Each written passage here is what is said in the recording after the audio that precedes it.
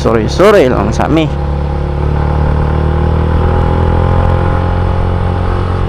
So there you go. Pwede gani may imong spot sa fishing dire? Pwede?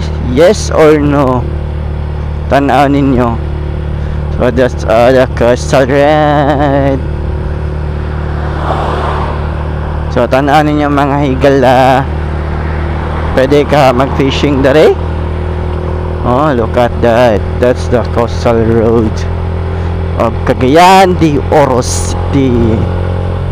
No?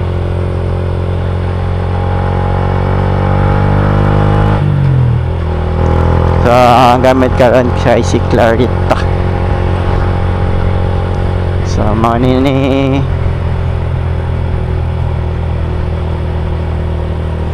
not pa lang ko ano